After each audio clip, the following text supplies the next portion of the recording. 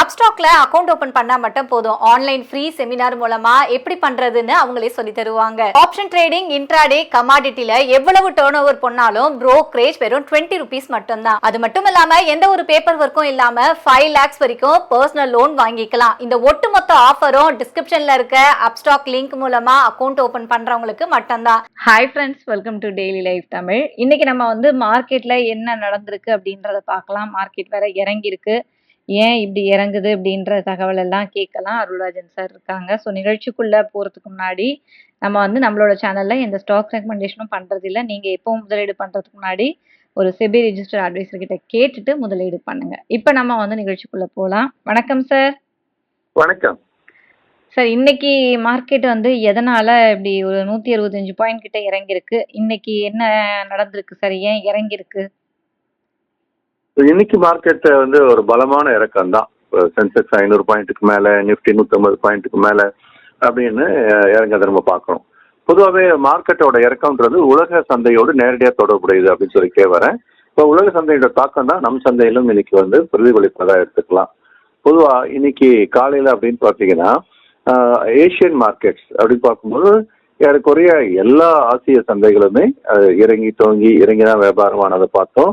குறிப்பா நிக்காய் அப்படின்னு பாத்தீங்கன்னா ஜப்பானோட சந்தை, அதுவும் ஒரு சதவீதத்துக்கு மேலான ஒரு இறக்கத்துல இருந்ததை நம்ம பார்த்தோம். அதுக்கு அடுத்தபடியா அப்படின்னு நம்ம பார்க்கும்போது ஹாங்காங் சந்தையும் 0.7% மேல இறங்கி இருக்கு. குறிப்பா சவுத் கொரியா சந்தை இன்னைக்கு பெரிய அளவுல இறக்கும். 2% மேல 2.4% மேலான ஒரு இறக்கத்தை சந்திச்சிருக்கிறத நம்ம பார்க்கிறோம். மற்றபடி மீது எல்லா சந்தையும் சீனாவோட ஷங்காய் ஆகட்டும், ஜாக்கிரதா ஆகட்டும், அதே மாதிரி சிங்கப்பூர் சந்தையாகட்டும் எல்லாமே பார்த்தீங்கன்னா சுமார் ஒரு 0.5% என்ற அளவுக்கு இறக்கத்தை சந்திச்சிருக்கிறத நம்ம பார்க்குறோம். ஸோ இந்த சூழல்ல நம்முடைய சந்தையும் அப்படின்னு பார்த்தீங்கன்னா அந்த வீக்னஸ் தொடர்ந்து இருக்கிறத இன்னைக்கு பார்க்க முடிஞ்சது. இந்த இறக்கம் மற்ற உலக சந்தையில் எப்படி பிரதிபலிக்குது, ஆசிய சந்தைகள் தவிர அப்படின்னு பார்க்கும்போது அதன் பிறகு தொடர்ந்து வியாபாரமாய் கொண்டிருக்கிற யூரோப்பியன் மார்க்கெட்ஸ் அது பார்த்தீங்கன்னாலும் அதுலேயும் ஒரு கணிசமான அளவு இறக்கம். அதுவும் குறிப்பா டாக்ஸ் அப்படின்னு சொல்லக்கூடிய ஜெர்மன் சந்தைகளுடைய இண்டெக்ஸ் ஆகட்டும், பிரான்ஸோட காக்கு, இங்கிலாந்தோட ஃபுட்சி, இது எல்லாமே பார்த்தீங்க அப்படின்னா கிட்டத்தட்ட 1% அதுக்கு மேலாகவும் இறங்கி வியாபாரம் ஆகிட்டு நம்ம பார்க்குறோம்.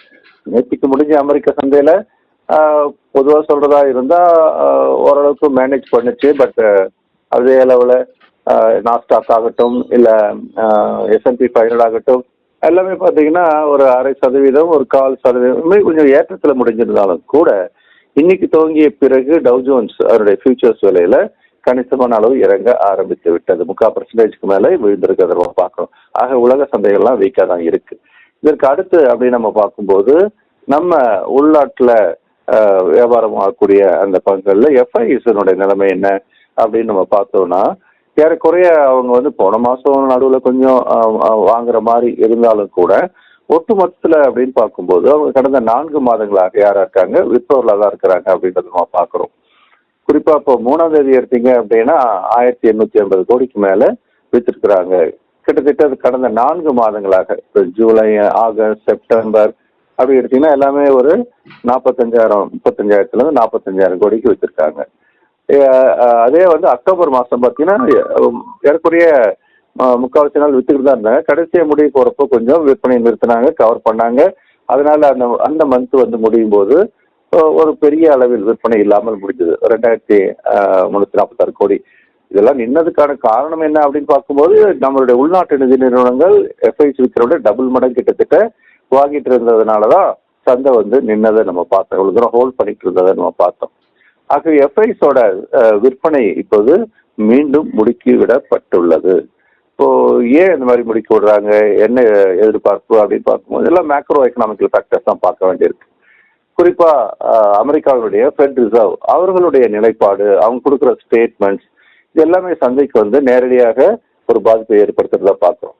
இது வரைக்கும் இன்ட்ரெஸ்ட் ரேட்டை கட் பண்ணிட்டே வந்த ஃபெட் ரிசர்வ் அடுத்து வரக்கூடிய கூட்டத்தொடரில் பொதுவாக இன்ட்ரெஸ்ட் ரேட்லாம் கட் பண்ணுன்ற மாதிரி தான் முதல்ல சொல்லிட்டு வந்தாங்க. ஆனால் இப்போ வரக்கூடிய ஒரு சிக்னல் அப்படின்லாம் பார்க்கும்போது அவங்களுடைய அமெரிக்காவுடைய பொருளாதாரம் சார்ந்த புள்ளி விவரங்கள் எல்லாமே ஏறக்குறைய எல்லாமே எதிர்மறையாக தான் இருக்கிறத பார்க்குறோம். ஸோ அந்த மாதிரி ஒரு நிலைமையில இப்போ இன்ட்ரெஸ்ட் ரேட்டை குறைக்கிறதுக்கு பதிலாக ஒருவேளை ஏன்னா இந்த டேரிஃப் எல்லாமே விலைவாசி கூட்ட தான் செய்கிறதுன்றது இன்னொரு பக்கம். அப்படிப்பட்ட ஒரு நிலையில அவர் வந்து ஒருவேளை இன்ட்ரெஸ்ட் ரேட்டை கூட்டிட்டாரு அப்படின்னு சொன்னா அமெரிக்காவுடைய ஃபெட் சீஃப் ஜெரோம் போவெல், தென் நிலைமை தலைக்கீழா மாறிடும். அந்த தலைகீழா மாறிடுமோ அப்படின்ற மாதிரியான ஒரு அச்சத்தை அது வந்து இன்னைக்கு நடந்த நிலவரம் தோற்றுவித்திருக்கிறது. நிப்டில அப்படின்னு பார்க்கும்போது அதனுடைய நகர்வு அப்படின்றது ஓரளவுக்கு கூட, அதாவது 23 அக்டோபர் அப்போ ஒரு நல்ல ஏற்றம் 26,104 பழைய உச்சத்துக்கு வெகு அருகாமையில் கிட்ட போய் தொட்டுறது. ஆனா அதன் பிறகு என்ன ஆயிடுச்சு அப்படின்னு பாத்தீங்கன்னாக்கா, இப்போ டெக்னிக்கலா நம்ம சொல்லும்போது ஒரு டபுள் டாப் ஃபார்மேஷன்ஸ் வந்ததை நம்ம பார்க்குறோம். ஸோ இந்த டபுள் டாப் ஃபார்மேஷன் அப்படின்றது டெக்னிக்கலி சொல்றோம், நான் எஃப்ஐஸோட விற்பனை தான் அதுக்கான முக்கியமான காரணம். பட் நம்ம டெக்னிக்கல் அனாலிசிஸ் படித்தாலும் இது எல்லாமே வந்து நமக்கு ஈஸியாக ஒரு அண்டர்ஸ்டாண்ட் பண்ணிக்க முடியும் அப்படின்றதுக்காக நான் இதை சொல்லிட்டு இருக்கிறேன். ஸோ இந்த இறக்கம் அப்படின்றது ஏற்கனவே ஆரம்பிச்சாச்சு. இது எது வரைக்கும் போகலாம் அப்படின்றது நம்ம அடுத்து யோசிக்க வேண்டியிருக்கு. ஸோ இந்த இறக்கம் அப்படின்றது கிட்டத்தட்ட 25,400 நோக்கி நகரலாம். இப்போ எங்க இருக்கு? 25,597, 600 கூட வச்சுக்கலாமே. இன்னொரு 200 புள்ளிகள்ல இருந்து 250 புள்ளிகள் கூட கீழ் நோக்கி நகர்வதற்கான வாய்ப்பு இருக்கிறதா பார்க்குறோம். இதுதான் இப்போடைய சந்தையோட நிலைமை. ஆனால் அதுக்காக வந்து மார்க்கெட்னா வந்து எழுந்திருக்காது அப்படிலாம் கிடையாது. பட் இப்போ இருக்கிற நிலைமையில வந்து குளோபல் சிச்சுவேஷன் பற்றி பார்த்துட்டோம். உள்நாட்டு நிலைமை அப்படின்னு பார்க்கும்போது இந்த 2வது காலாண்டு முடிவுகள் அப்படின்றது வந்துகிட்டே இருக்கிறத நம்ம பார்க்குறோம். ஸோ இந்த காலாண்டு முடிவுகள் ஆரம்பிக்கும் போது ஐடி துறையில் கொஞ்சம் வலிமை கொண்டு ஆரம்பிச்சது. அதன் பிறகு கொஞ்சம் சில நிறுவனங்கள் நல்ல ரிசல்ட் கொடுத்தனால கொஞ்சம் வலிமை கூட ஆரம்பிச்சது. குறிப்பாக பப்ளிக் செக்டர் பேங்க்ஸ் எல்லாமே ஓரளவுக்கு நல்ல ரிசல்ட்டையும் கொடுக்க ஆரம்பிச்சாங்க. ஸோ இப்படி அந்த ரிசல்ட்ஸோட நிலைமை அப்படின்றது போக ரீசெண்டாக வர்றது சில ரிசல்ட்ஸ் அப்படின்றது not up to the mark அப்படின்னு சொல்றாங்க. ஸோ அதனால Q2 ரிசல்ட்ஸினுடைய ஒரு தற்போதைய சூழல், அதாவது இப்போ ரிசல்ட் வந்துட்டு இருக்கிற சூழல் அப்படின்னு பார்க்கும்போது கொஞ்சம் லாபம்லாம் கம்மியாகுதோ அப்படின்ற ஒரு அவநம்பிக்கையும் ஏற்பட ஆரம்பிச்சிருக்கிறத நம்ம பார்க்குறோம். ஒட்டு மொத்தத்தில் பார்க்கும்போது உலக சந்தையோட நிலவரம், ஃபெட்னுடைய இன்ட்ரெஸ்ட் ரேட் ரிலேட்டடான டெசிஷன் மேக்கிங், காலாண்டு முடிவுகள் எல்லாமே உள்ள சேர்ந்து இப்போதைக்கு எப்படிப்பட்ட நிலவரத்தை உருவாக்கி இருக்கு அப்படின்னு பார்த்தீங்கன்னா ஒரு வீக்னஸ்ல தான் இப்போ மார்க்கெட் இருக்கு.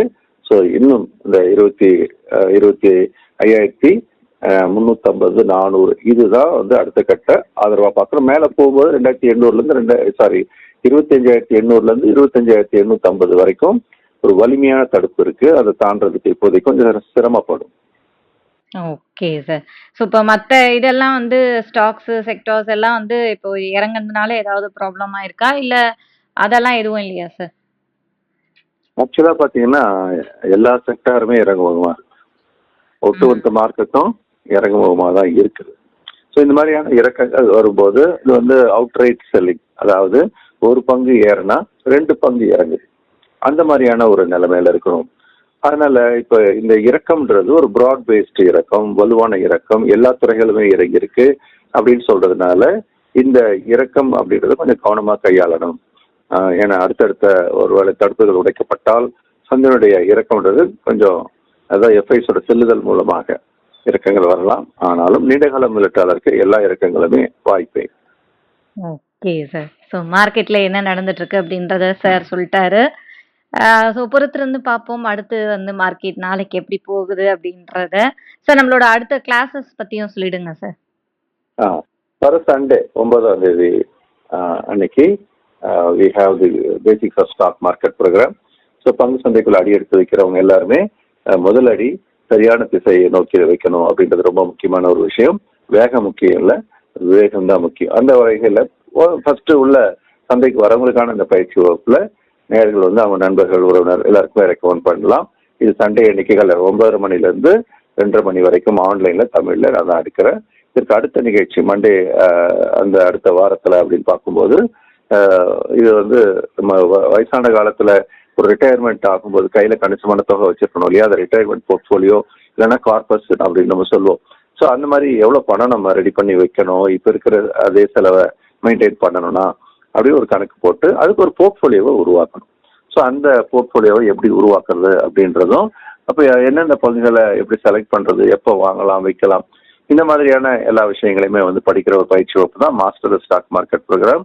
இது இரவு 8லேருந்து 9 மணிக்கு ஆன்லைனில் மண்டே டு ஃப்ரைடே 4 வார பயிற்சி. இதை முடிக்கும் போது எல்லாருமே ஒரு டெக்னிக்கல் அனலிஸ்டாகவும் ஃபண்டமெண்டல் அனலிஸ்டாகவும் மாறிடுவாங்க. Okay sir. ஸோ இந்த கிளாஸஸ்ல நீங்களும் கலந்துக்கணும் அப்படின்னு நினைச்சீங்கன்னா, ஸ்க்ரீன்ல இருக்க நம்பருக்கு கான்டாக்ட் பண்ணுங்க. இல்ல வாட்ஸ்அப் பண்ணா கூட உங்களுக்கு கிளாஸ் டீடைல்ஸ் சென்ட் பண்ணுவாங்க. Thank you sir. நன்றி, வணக்கம். ஓகே ஃப்ரெண்ட்ஸ், மறுபடியும் அடுத்த வீடியோல பார்க்கலாம். அப்ஸ்டாக்ல அக்கவுண்ட் ஓபன் பண்ணா மட்டும் போதும். ஆன்லைன் ஃப்ரீ செமினார் மூலமா எப்படி பண்றதுன்னு அவங்களே சொல்லி தருவாங்க. ஆப்ஷன் ட்ரேடிங், இன்ட்ராடே, கமாடிட்டில எவ்வளவு டர்ன் ஓவர் பண்ணாலும் brokerage வெறும் 20 rupees மட்டும்தான். அது மட்டும் இல்லாம எந்த ஒரு பேப்பர் ஒர்க்கும் இல்லாம 5 lakhs வரைக்கும் பர்சனல் லோன் வாங்கிக்கலாம். இந்த ஒட்டுமொத்த ஆஃபரும் டிஸ்கிரிப்ஷன்ல இருக்க அப்ஸ்டாக் லிங்க் மூலமா அக்கவுண்ட் ஓபன் பண்றவங்களுக்கு மட்டும்தான்.